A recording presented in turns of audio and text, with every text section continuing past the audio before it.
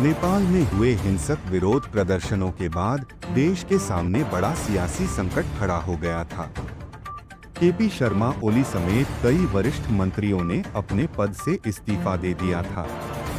इस बीच नेपाल में को नया अंतरिम प्रधानमंत्री मिल गया है। सुशीला कार्की देश की नई अंतरिम प्रधानमंत्री बनी हैं। कार्की के नाम पर सभी प्रमुख राजनीतिक दलों और जेनजेड प्रदर्शनकारी समूह के प्रतिनिधियों के बीच आम सहमति बनी थी। सुशीला कार्की 73 वर्ष की हैं, नेपाल की पहली महिला प्रधानमंत्री बनी हैं। राष्ट्रपति रामचंद्र पौडेल ने राष्ट्रपति कार्यालय में 73 वर्षीय कार्की को पद की शपथ दिलाई। इस अवसर पर राष्ट्रपति पौडेल और नवनिर्वाचित प्रधानमंत्री के अलावा उपराष्ट्रपति राम सहाय यादव और प्रधान न्यायाधीश प्रकाश मान सिंह रावत भी उपस्थित थे।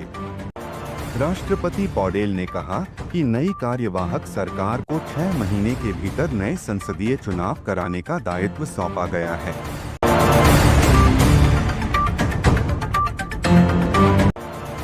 बिहार के मोतिहारी में पुलिस अधीक्षक स्वर्ण प्रभात के नेतृत्व में 7 थानों की पुलिस ने कुख्यात बदमाश कमरुद्दीन मियां उर्फ ढोलकवा के घर छापेमारी की।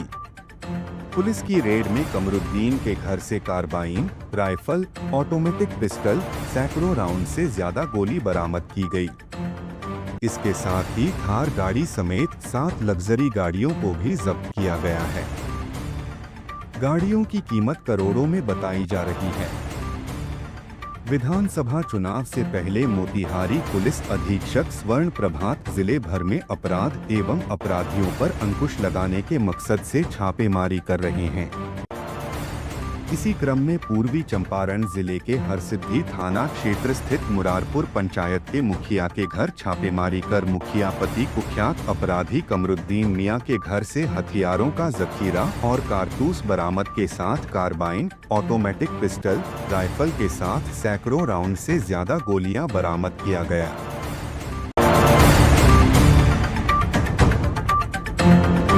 सीपी राधाकृष्णन ने शुक्रवार को भारत के 15वें उपराष्ट्रपति के तौर पर शपथ ले ली है। जानकारी के मुताबिक राष्ट्रपति भवन में सुबह 10 बजे के करीब राष्ट्रपति द्रौपदी मुर्मू ने सीपी राधाकृष्णन को उपराष्ट्रपति पद की शपथ दिलाई। शपथ समारोह के दौरान प्रधानमंत्री नरेंद्र मोदी, गृह मंत्री अमित शाह, रक्षा मंत्री राजनाथ सिंह, बीजेपी के राष्ट्रीय अध्यक्ष जेपी नड्डा समेत केंद्र सरकार के तमाम मंत्री मौजूद हैं। बड़ी जानकारी ये भी सामने आई है कि उपराष्ट्रपति पद के लिए सीपी राधाकृष्णन के शपथ समारोह में पूर्व उपराष्ट्रपति जगदीप धनखड़ भी शामिल हुए हैं। उपराष्ट्रपति पद से इस्तीफा देने के बाद धनखड़ पहली बार दिखाई दिए हैं। इसके अलावा कांग्रेस प्रमुख मल्लिकार्जुन खड़गे भी शपथ ग्रहण समारोह में शामिल हुए हैं। जानकारी के मुताबिक कांग्रेस पार्टी की ओर से केवल उन्होंने शपथ समारोह में हिस्सा लिया है। इसके साथ ही विपक्षी पार्टियों के नेता भी शपथ समारोह में शामिल हुए हैं। हालांकि नेता प्रतिपक्ष राहुल गांधी नए उपराष्ट्रपति के शपथ ग्रहण समारोह में शामिल नहीं हुए, क्योंकि वो गुजरात दौरे पर हैं।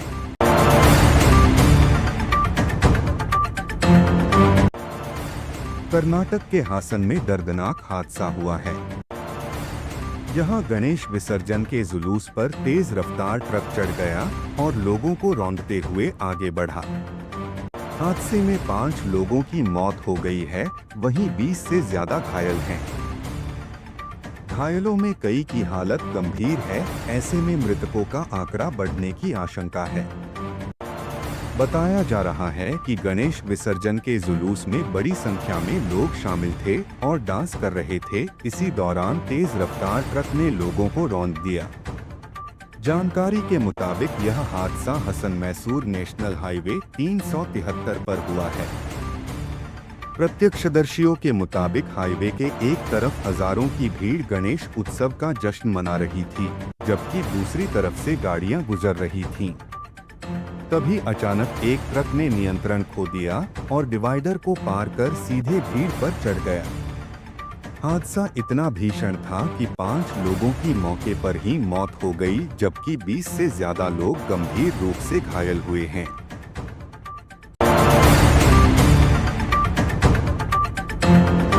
मध्य प्रदेश के गुना से भाजपा विधायक पन्नालाल शाक्य ने बयान दिया है कि जो हालात श्रीलंका में, बांग्लादेश में और अफगानिस्तान में, पाकिस्तान में हुए हैं, नेपाल भी बर्बाद हो गया। उसे देखकर लग रहा है कि देश के अंदर गृह युद्ध छिड़ सकता है।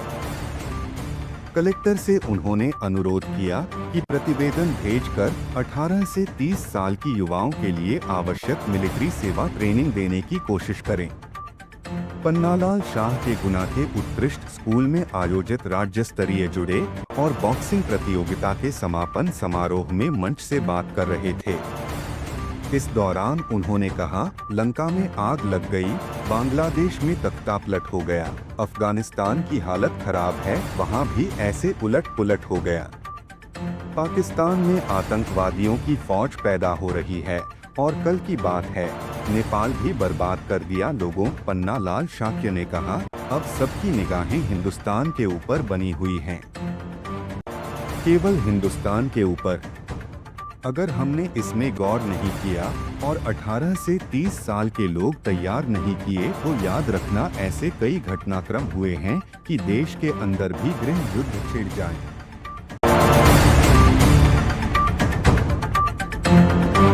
नेपाल में हुए हिंसक विरोध प्रदर्शनों की आड़ में देश भर में जेल ब्रेक की घटनाएं हुई हैं।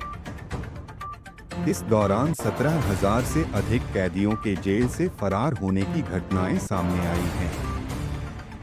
जेल से फरार होने वालों में कई वीवीआईपी कैदी हैं, तो कई का संबंध अंडरवर्ल्ड से है। हिंसक प्रदर्शन के दौरान जेल से फरार होने वालों में कई खूंखार आतंकवादी भी शामिल हैं। 9 सितंबर को जिस समय काठमांडू में प्रदर्शनकारी सरकारी भवनों, नेता, मंत्रियों के घरों पर हमला करते हुए आगजनी कर रहे थे, उसी समय सबसे पहला जेल ब्रेक ललितपुर के नक्खू जेल में हुआ था। सहकारी घोटाले में आरोपी बनाए गए राष्ट्रीय स्वतंत्र पार्टी के अध्यक्ष रवि लामिछाने भी इस जेल में बंद थे।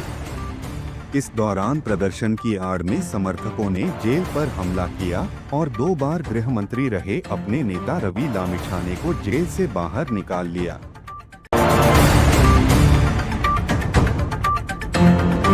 वेंचुरा सिक्योरिटीज के ताज़ा आउटलुक में कहा गया है कि अंतर्राष्ट्रीय बाजारों में सोने की कीमतें साल के अंत तक $3,600 प्रति औंस तक पहुंच सकती हैं।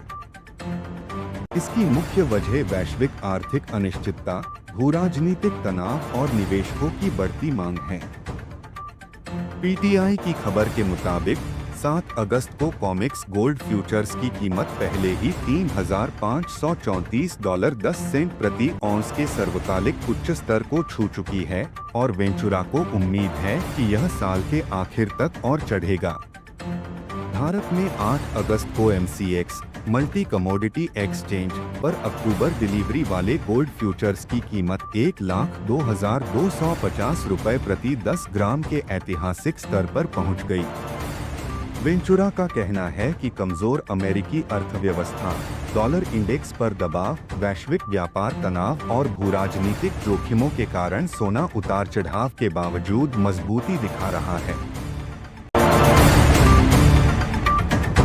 उत्तर प्रदेश के रायबरेली जिले से हैरान कर देने वाला मामला सामने आया है, जहां एक महिला ने अपने खून से मुख्यमंत्री योगी आदित्यनाथ को चिट्ठी लिखी है।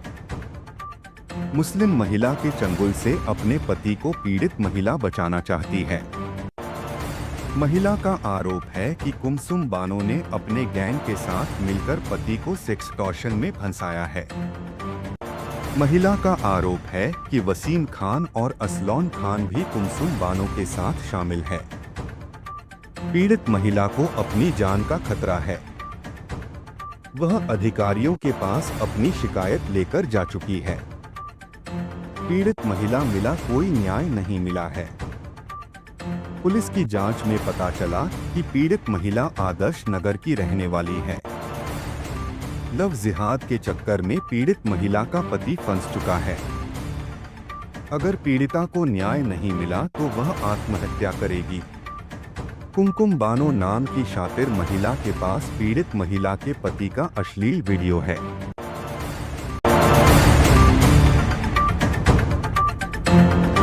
बिहार की राजधानी पटना में पड़ने वाली बांकीपुर विधानसभा सीट राज्य की सबसे प्रमुख शहरी सीटों में शुमार है। 2008 के परिसीमन के बाद अस्तित्व में आई यह सीट पटना साहिब लोकसभा क्षेत्र का हिस्सा है।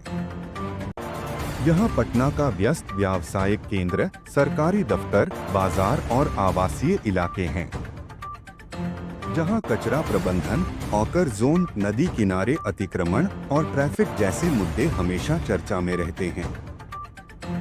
2011 की जनगणना के अनुसार बांकीपुर में अनुसूचित जाति (SC) की हिस्सेदारी 7.89% और अनुसूचित जनजाति (SENT) की 0.46% है।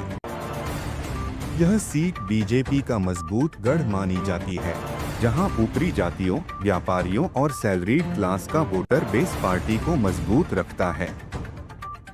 बांकीपुर में पिछले 3 विधानसभा चुनावों 2010, 2015 और 2020 में बीजेपी ने अपनी स्थिति कायम रखी है।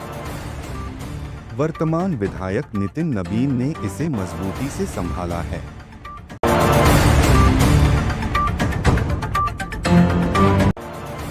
भारत का पड़ोसी देश नेपाल जल रहा है।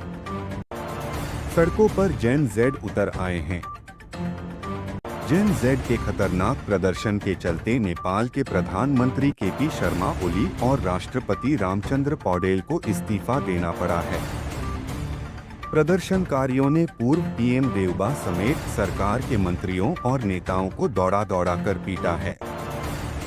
पीएम के इस्तीफे के साथ ही नेपाल में सरकार का तख्तापलट हो गया है। प्रदर्शनकारियों ने राष्ट्रपति भवन को आग के हवाले कर दिया। वहां रखे कीमती सामान को लूट लिया है। पिछले 4 सालों में भारत के 4 पड़ोसी देशों ने सत्ता का तख्तापलट देखा है।